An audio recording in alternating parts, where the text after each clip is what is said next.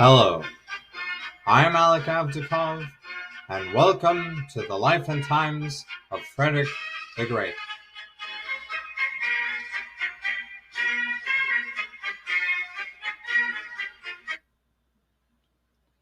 For this week's intro, I simply want to say that you should make sure to give me honest feedback and ratings from wherever you listen. Another thing is that I'm simply grateful for all the support I keep getting about this weird podcast of mine. It's weird to think that this will be my 27th episode. Seriously, you folks all rock. But instead of getting over sentimental as I like to do, let's get straight into the episode. So now we have a little bit better of an understanding of what Prussian infantry was like. The uniforms, tactics, and equipment helped Prussia's army become one of the best in Europe. So, if you remember back to episode 24 about the diplomacy that took place in 1741 after Frederick's victorious battle at Molwitz, France, Prussia, Bavaria, and Saxony became allies that year. France wanted more influence in German politics, Prussia wanted international recognition that Silesia was Prussian, and the Bavarian elector, Charles Albert, wanted to become King of Bohemia and ultimately the Holy Roman Emperor, while Saxony had competing claims with Prussia for Silesia and Moravia. Frederick, seeing that his allies lacked a sense of urgency, or sense of anything in warfare, decided to have talks between himself and the Austrian Field Marshal Neipperg. These talks took place secretly in the town of Klein Schnellendorf. Frederick and Neipperg came up with a compromise. The Prussians would allow the Austrian army to leave Silesia without the Prussians attacking them, and the Prussian army would go into their winter headquarters. In exchange, the fortress of Neisse, which was still under Austrian control, would be handed over to the Prussians. Nobody signed anything at this meeting, so each side had deniability. This meeting took place on October 9, 1741, while there were other events going on outside Silesia. On October 21st, 1741, the French and Bavarian Allied army advanced within 60 kilometers of Vienna, the very heart of the Habsburg Empire. The Franco-Bavarian army looked poised to take Vienna. There seemed to be no way to stop this army from taking the capital of Austria. But you'll never guess what happened next. Does the army push on to Vienna and destroy the Habsburg Empire from the face of the earth, only to create a new order in which France is the most powerful kingdom on the continent? This probably would have been the most prudent thing the French army could have done, but when have the armies of Louis XV been prudent? Anyway, these dum-dums decide to go north and waste the opportunity completely in order for the Bavarian elector to gain the title the King of Bohemia. I mean, there are some military decisions you can look back and say, all right, that was a bad mistake, but I can see where they're coming from. But this one, I just want to grab the French commander by the shoulder and ask him, just what the heck do you think you're doing? Seize Vienna, you nincompoop. Anyway, no point in crying over spilled milk. The French and Bavarians then continued to march north when on November 20th, 1741, they were reinforced by 20,000 Saxon troops. The Allied army took the Bohemian capital of Prague in a surprise attack by a marshal who was an illegitimate son of the former king of Poland, Augustus the Strong, on November 26th of the same year. Now that the French and Bavarians were in control of Prague, the Bavarian elector Charles Albert claimed all of Bohemia. On Thursday, December 7th, 1741, 200 years before the attack on Pearl Harbor, 400 Bohemian nobles who were fed up with Habsburg rule elected Charles Albert of Bavaria the King of Bohemia. For Charles Albert, this must have felt like how Thanos felt when he finally obtained all of the Infinity Stones. Now that Charles Albert had the Kingdom of Bohemia, which had a vote to elect the next Holy Roman Emperor, he could Thanos snap his way to become the Emperor. This development scared Frederick into motion. Frederick broke the truce of Klein Schnellendorf and moved his army into Moravia. He cited that the terms of the agreement were broken because the Austrians had not been entirely secret about the matter. However, This was just Frederick panicking because he believed that if Austria were going to collapse under the pressure of the French and Bavarians, then Prussia would be left out of the best spoils of victory. So, 4 days after the French and Bavarians took the city of Prague, Frederick sent 25 squadrons of cavalry to reinforce the allied army of France, Bavaria, and now 20,000 Saxons that I spoke of earlier. Frederick ordered Field Marshal Schwerin to take the city of Olmütz, which was roughly 80 kilometers from the Moravian capital of Brünn. Olmütz was then captured on December 17, 1741. This would be the last major action of that year. 1741 is a year that was marked by an upset victory at Molwitz and a ton of diplomatic backdealings and horse trading that European diplomacy is either famous or infamous for, depending on your view. The Allies against Austria seemed to be inches away from victory, a victory they could all seem to taste.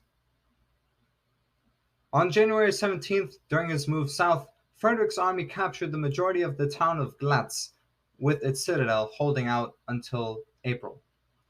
But this seemed to be the high tide of the Allied effort against Austria.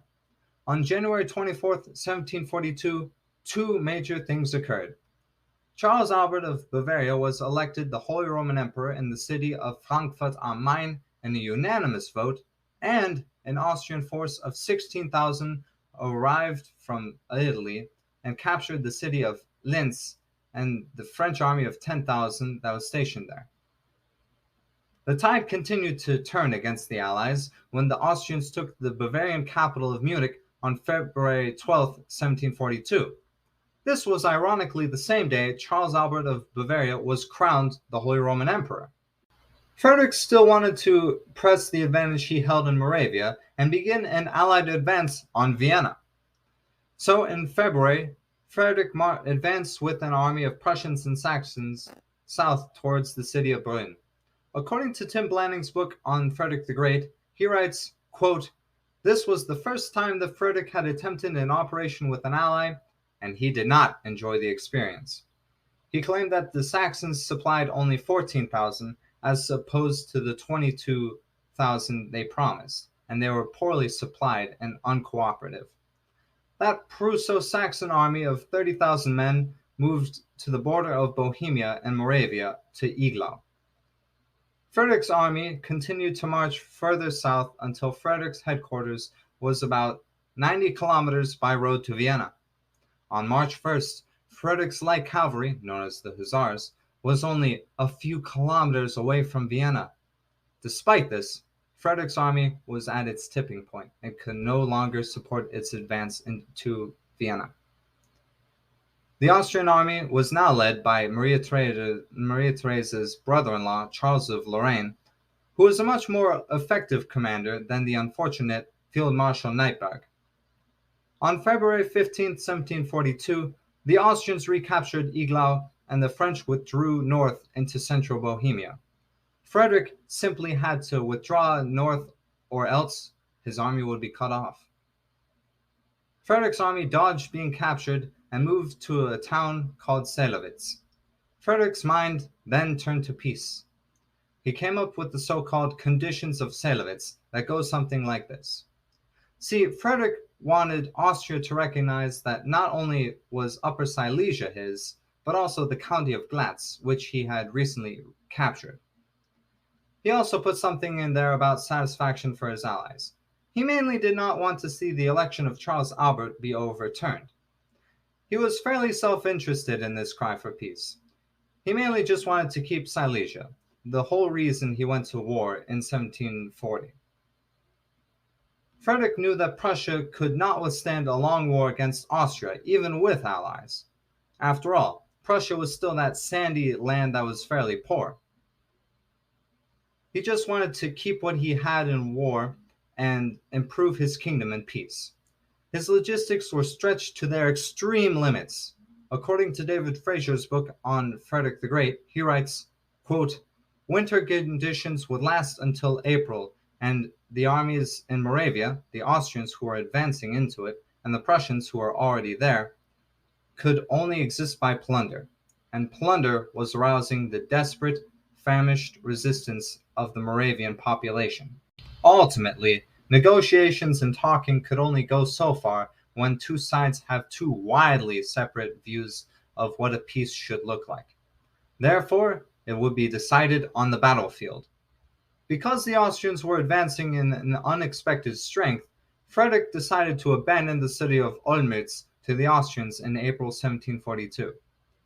He hoped he could have an allied army of 45,000 in the town of Chotusitz, which was north of Iglau. In late April, the Austrians had retaken Olmütz, and it looked as though Frederick's army was going to be driven out of Moravia entirely. Frederick had noticed by May 10th that the Austrians were going after his army rather than retaking Prague. The main thrust was coming from Moravia towards Frederick. Therefore, he was the rat that the Austrians planned to trap. His army was fairly dispersed by this point, and on May 13th, he ordered his army to concentrate near the town of Gudrun, just south of Chotusitz. He had roughly 15,000 Prussians, 15,000 Saxons, and 3,000 French under his command. On May 15th, the Allied army began to march westward toward Prague. The Austrian commander, Charles of Lorraine, concentrated his army in western Moravia and began a mad dash towards Frederick's army from the south. On May 15th, Frederick said, "Let's split up, gang," and divided his army in two. With an advance guard of about a third of his army under Frederick and the rest of the two-thirds of his army under the command of Prince Leopold Max of Anhalt-Dessau. He was the oldest son of the old Dessauer and was ordered to march the next day on May 16th. This move was most likely done to keep pressure off the roads and because the exhaustion of the men on a prolonged march during this time period. David Fraser's book on Frederick the Great calls Frederick's decision to divide his army, quote, "a most imprudent maneuver." In short, Frederick done screwed up. Frederick discovered that the Austrians had concentrated their army a few miles away from his advance guard on May 16th, south of a little town called Chotusitz. At 5 a.m., Frederick wrote to Leopold Max of Anhalt-Dessau that he would march back to unite with the rest of the army. If the Austrians ever caught wind that the Frederick was marching back with a very small army, the Austrians could just ambush him on the march, and Frederick would never become the Great. However, despite the threat the Austrians posed, Frederick was not caught in the act.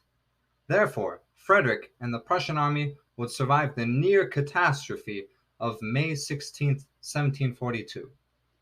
Overnight, the Prussian army would encamp at Chotusitz. One could only imagine how tense the soldiers were knowing that tomorrow morning battle was likely to occur. I'm sure there were many comrades who had served for many years under Frederick Wilhelm and now in a year and a half of campaigning under Frederick, and they were saying their final goodbyes. Everyone, from the bugler down to the brave grenadier, knew that this might be his time to perish. But these were the Prussians, so they had an ace up their sleeve that no other army had in Europe. This was, of course, Frederick. To the army, Frederick was simply known as Fritz. Frederick talked amongst the soldiers at their campfires, asked the soldiers how their conditions were, and, because he was a total control freak, he would write about the field bakeries, field ovens, and number of rations a soldier had, and he would do his best to reform the system he had. Therefore, the soldiers could sleep well at night, knowing that their king and commander was one of them. The soldiers of the Prussian army were absolutely exhausted after marching back and forth so many miles the day before. They were short of rations, and the two split armies finally united at 7:30 a.m. on May 17, 1742.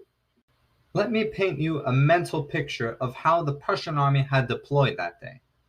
On the left of the Prussian army, Prince Leopold Max of Anhalt-Dessau was commanding. Frederick had ordered the troops under Prince Leopold Max to take the town of Chotusitz. Frederick's contingent was in the center, behind a small plateau. On the Prussian right wing, the commander of the cavalry was Major General von Buddenbrock. The Prussian army was spread out across 3 miles from Chotusitz on their left to Serkowitz Pond on their right. Before them were the Austrians, who roughly numbered 30,000 men. Both sides had roughly comparable, if not equal, numbers. About 30 minutes after Prince Leopold Max and Frederick met, the battle began with an attack of the cavalry with 35 squadrons led by General von Buddenbrock on the Austrian left. The Prussians had success in the short term and flanked the Austrian left. However, as the engagement raged on, the Prussians began losing ground. The battle on the Austrian left then eventually just became a confused mosh pit of fighting. The Austrians then began an attack on the Prussian center. The Austrian charge was met by a fierce Prussian resistance, but the Austrians drove the Prussians out of Chotusitz. Frederick held his contingent of the army in reserve behind a small plateau in order to keep them fresh and mount a counterattack once the Austrians exhausted themselves. At 10:30 a.m., this force of 14 battalions advanced against the Austrian left flank that was entering Chotusitz. The Prussian army had exploited a gap in the center of the Austrian line. By 11 a.m., the Austrians broke and fled from the battle. Frederick had lost 4,800 men during the battle, and the Austrians had lost around 6,300 men, most of which were prisoners of war. According to Tim Blanning's book on Frederick the Great, the Prussians had lost 1,000 more casualties during the actual battle. 3 days after the fight, Frederick wrote to his friend Charles-Étienne Jourdan that the battle was a complete victory and had been practically bloodless. He wrote that the Prussians had only lost around, say, 1,000 men. While this may have been complete, utter nonsense on Frederick's part, Frederick did win an important battle. The Austrians were close to wiping the Prussian army off the map, but it was the steadiness of the infantry that saved Frederick's bacon once again. It was the ordinary soldier who was trained and drilled to fight almost down to a science that won the day for the Prussians. As at Mollwitz, it was clear that Frederick was still an inexperienced commander and had some learning to do.